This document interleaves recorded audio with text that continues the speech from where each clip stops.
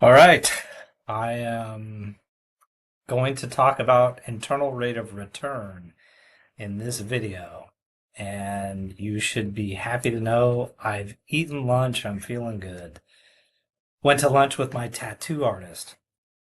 And if you're wondering who that is, his name is Daniel Hernandez, and he owns Lifestyle Inc. in San Mateo, and I highly recommend him.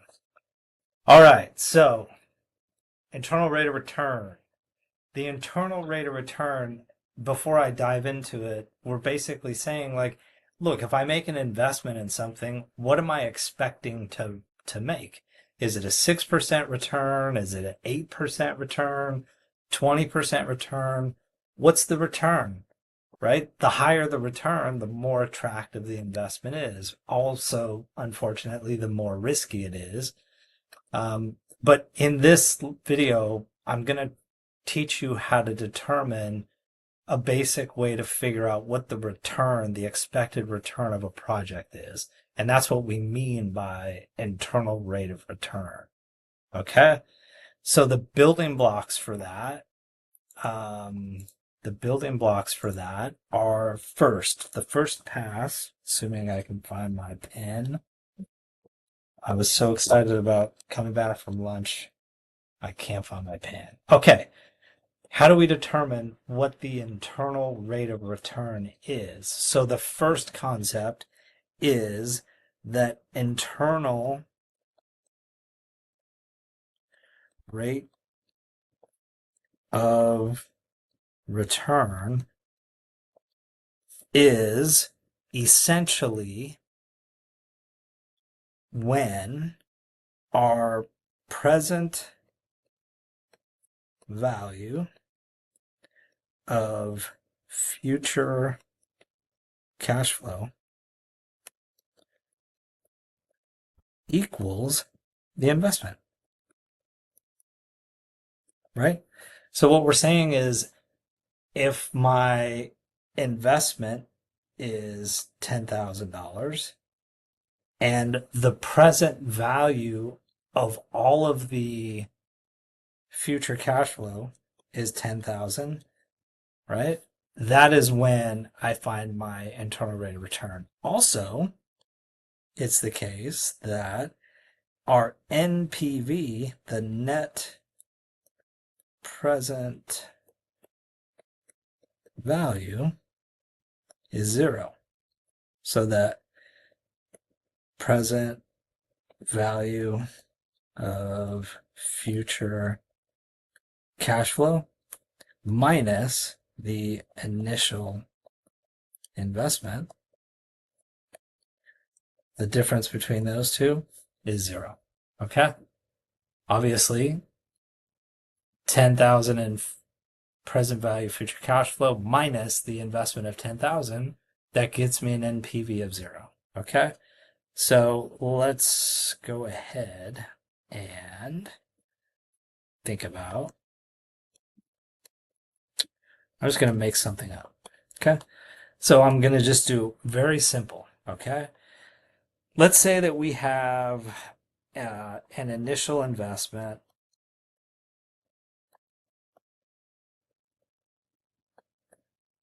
and the initial investment is, let's say, $10,000. Okay? And then I have expected cash flow.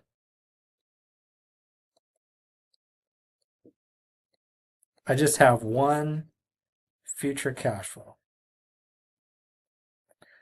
And that will be in year 1. Okay? And in year 1, I anticipate making $15,000. Okay? So this is today. I'm going to make a $10,000 investment, and then 1 year from now, I'm going to receive 15,000. So, in order to determine in order to determine what is the return on this investment, where I'm investing 10,000 today, and then 1 year from now, I'm going to receive 15,000.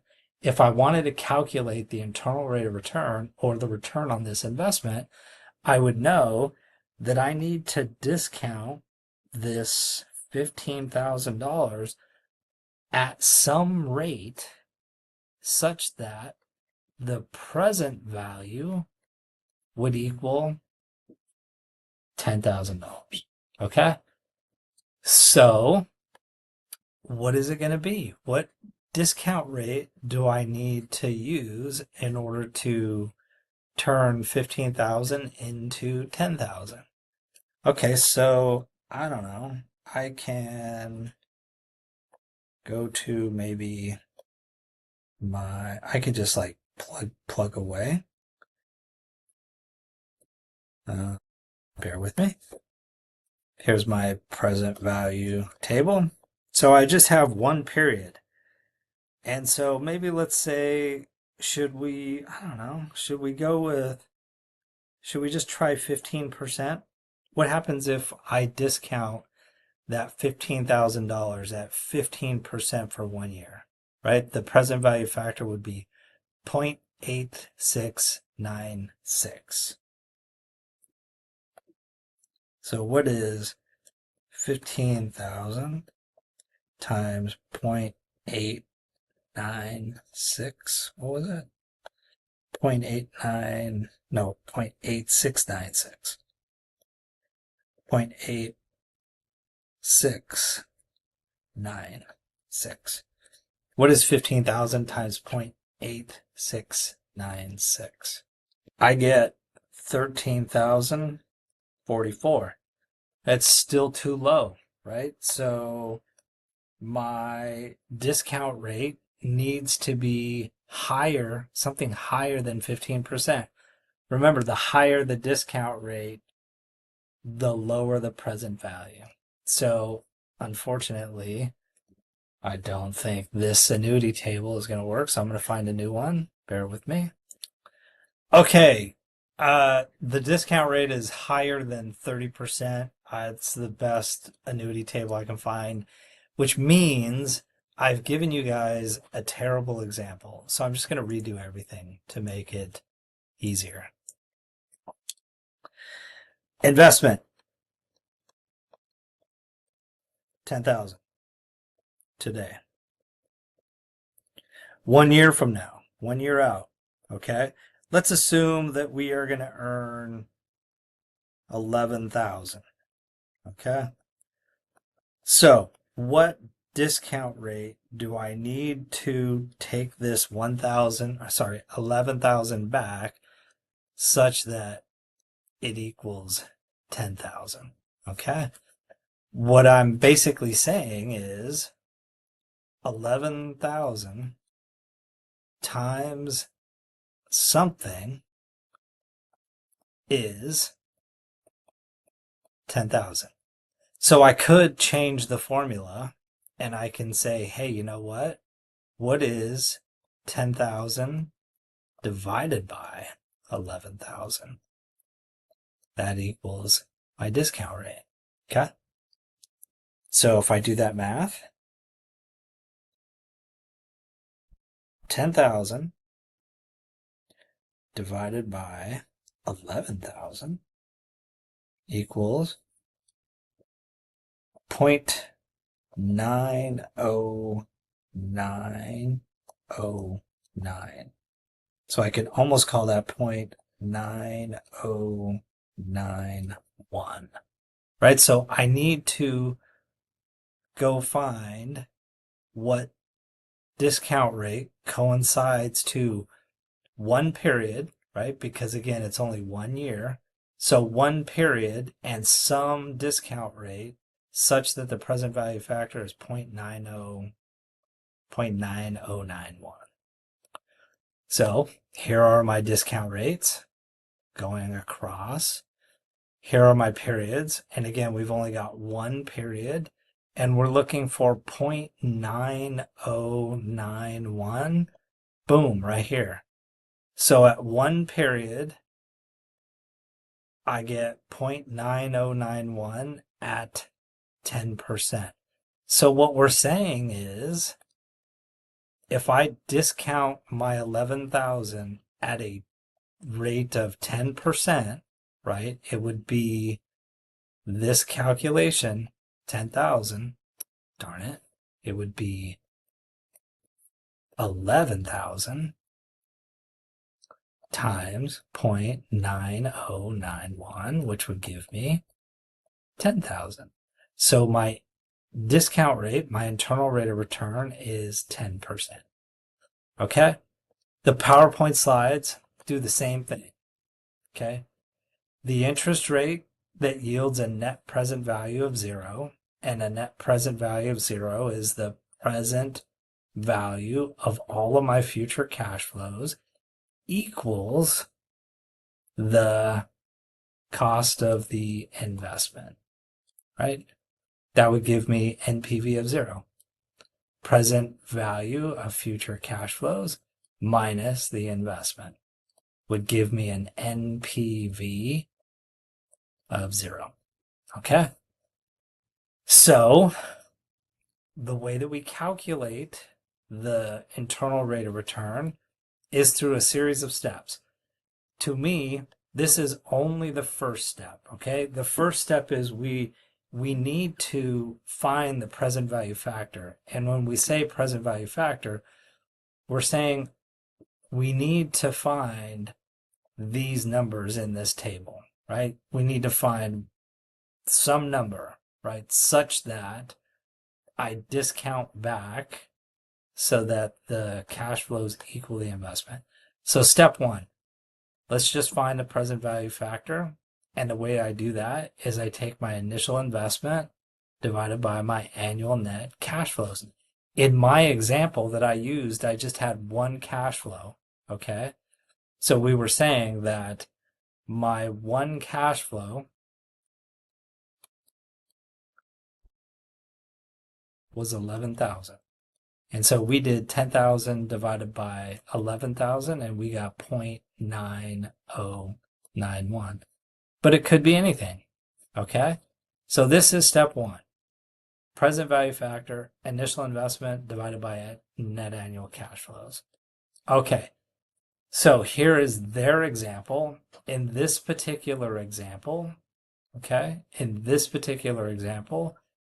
they're telling us down here in the notes, I can't open the notes for some reason, but they're saying we're going to make 5,000 a year and we're going to get it for 3 years. So 5,000 a year divided by 3 years, or by 3 years. So again, let's figure out, again, what I'm trying to do is I'm trying to say I'm going to get 5,000 every year, and I need to multiply that 5,000 by something in order to yield my initial investment of $12,009. Okay? So the way that I come up with my present value factor is, we said, step one. Let's take the initial investment, and that is the $12,009, and divide it by the annual net cash flows. It's the same calculation. So 12,009 divided by 5,000 is 2.4018.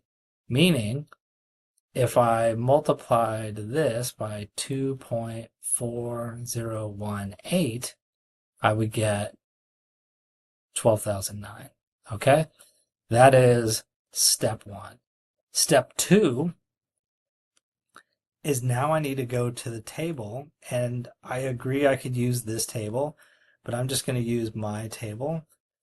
And we said the useful life is 3 years, and so I need to go find, actually, this is the wrong table because this is the present value of $1, and we're not dealing with the present value of $1. We are dealing with the present value of an annuity, and it's an annuity because it's 5,000 every year for 3 years. So same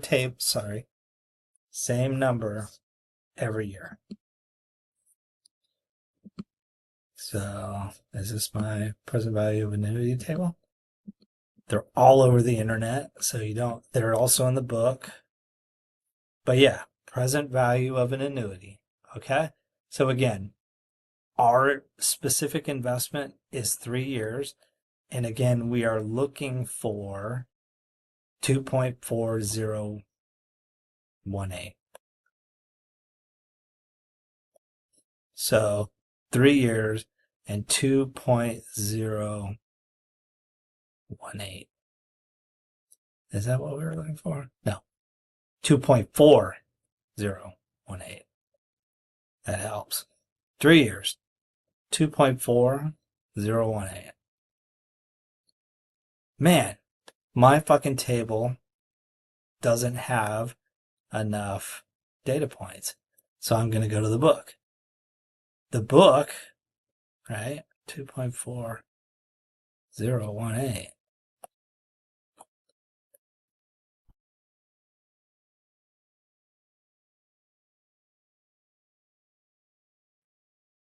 Interesting.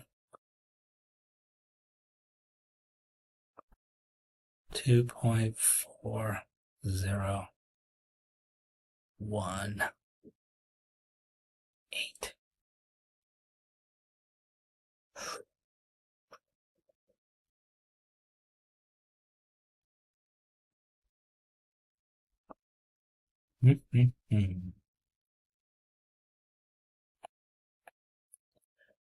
What I'm finding very interesting is that for 3 periods, 12%, this is telling me the discount rate should be 2.4018. And when I go to my table, 3 periods at 12%, I'm getting 2.69. So either my table's wrong or the PowerPoint slides are wrong. So it's a good thing we're doing this together. Present value of annuity table. Let's pick a different table. Let's try this one. Is this an annuity? That is just $1, so wrong table. It's okay. How about this one? Present value of annuity table. Okay, seems like we're on the right track. Okay, so 3 periods.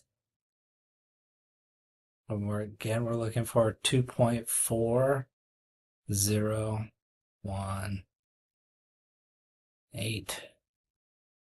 And it looks like it's right here. So that other table we were looking at, wow, had the wrong numbers in it. That's crazy. So the book is actually right. So 12%, 3 periods is 2.402.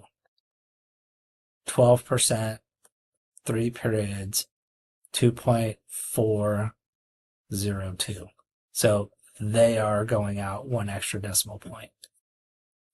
Very cool. So the internal rate of return in this particular project, 12%.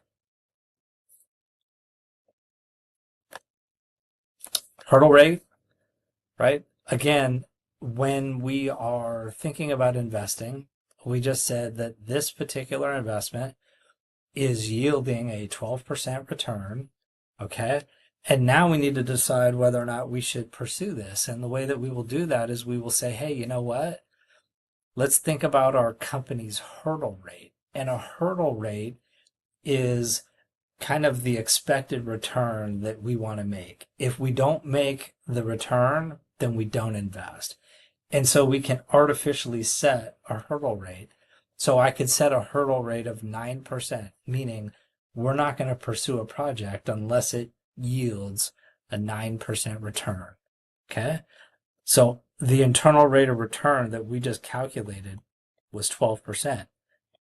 If my hurdle rate is 9%, then I would invest, right? Because I'm going to earn a 12% return and the bare minimum to pursue a project is 9%. Now, if I did the calculation and I came out with an 8% return and my hurdle rate was 9%, then I would not invest because I have to earn a 9%. Otherwise, it doesn't make any sense for me to do it.